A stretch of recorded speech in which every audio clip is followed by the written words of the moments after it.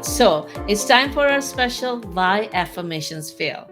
So many people, they try to practice affirmations and then sometimes it doesn't work out. So they say, oh, it doesn't work. So the people who practice affirmation, they see it that it works and it brings joy in their life. On the other hand, other people don't. So what are the reasons why it works for some people and why it doesn't work for some people? Welcome to Happy and Healthy Mind. My name is Dr. Rozina, and over the last 20 years, I have been serving as a medical doctor specializing in psychiatry, a best-selling author, and a transformative speaker. I believe that our mind is the software that runs the hardware of our brain and our body. And therefore, I bring to you practical tips for mental fitness so you can live your best life without burnout and unnecessary suffering. Please consult your healthcare professional for any treatment advice. But if you find this content helpful, then join our mission of eradicating preventable suffering and suicides by liking, subscribing, and sharing so more people can live happier and healthier lives. Before I go into the reasons why it doesn't work, let me ask, what do you think is the affirmation? Dr. Harrison, in your mind, what is an affirmation?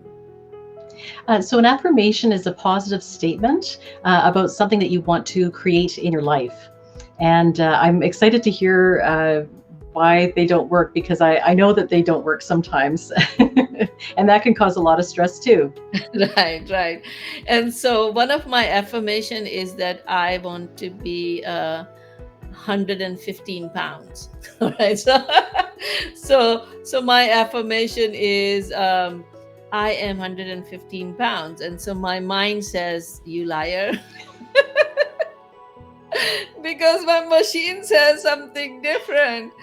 And so a lot of times the affirmations don't work for logical people who just cannot say something that is not true. Like, they have the evidence to the contrary. So they don't believe it.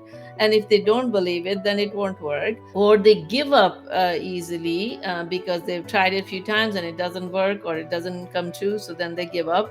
Or they forget to practice on a daily basis, so then it doesn't have the power. So what can you do? How can you make these affirmations come true? So I truly believe in the power of affirmation and visualization. When the documentary The Secret came out, it became a big sensation everywhere in terms of law of attraction. If you want something, you ask and you believe and you receive. And it was kind of really simplified, and some of the things I agreed and some of the things I didn't agree. So I had to come up with my own version of law of attraction. What I think is the reason people think that, okay, you have to blindly believe. And I'm a logical person, so I cannot just blindly believe something is not there. And this actually happened. I was giving a web seminar and to a group of people, and I was talking about the power of affirmation and visualization. This woman said, like, how can I visualize that I have $1 million when I'm getting collection calls? And so I was like, okay, well, that kind of got me to thinking. It's like, okay. And then in my life also, when I would practice some of the affirmation and it would not come. It's like, no, it just, my mind is fighting, and if my mind is fighting, it would not come true. So I needed to come up with a solution. So I have shared this in other programs, that I came up with the solution that I write, I'm grateful in advance that I am 115 pounds. So now my mind doesn't fight, because I can say thank you in advance for something that I know that it would happen. So one of the things was that I was able to overcome that mind fighting. So once you make it believable that it is possible, then it could have a better result. And then you have to practice it regularly. And if you forget about it and you don't practice it, then you would not do things that would bring you closer to what you want to do. So I have come up with the different steps. So instead of law of attraction, ask, believe, and achieve, I say clarify, repeat, and act.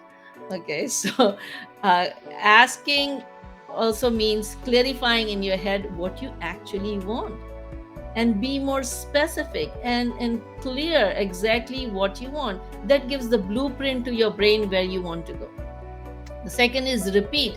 So you regularly repeat that that is what you want, that is what your intention is. So the more you repeat, the more your brain would remember that that is what you want to achieve. And then act. I, for the longest time, I was writing, I am 115 pounds, but if I'm not changing my diet and if I'm not doing exercises and all my actions is going against what I want, I'm not going to achieve it. So I started writing in front of my affirmation the first smallest step that I can do to get towards my goal. So 3 steps. When you want something, clarify in your head, what exactly do you want? Okay. Do you want to be a famous person? Do you want to be a business person? You want to be on radio show? You want to be a doctor? You want to be, whatever you want to be. Clarify what exactly you want. And it could be smaller things like that, like, step by step in between too. I want to be able to wake up every day at 5 o'clock, whatever. So clarify what you want, step one. Repeat. So every day, so I have my journaling practice where I write every day, so it repeats and it reminds me that that is what my goal is. And then act. One small action towards your goal. Every time you review it, you say, okay, what this is the next step that I need to do to be able to achieve my goal. And that would make these affirmations come true for you. Visualization is when you see it clearly in your mind. So when you clarify, you see, this is what I want. Sometimes I draw a diagram in my journal that is what I want.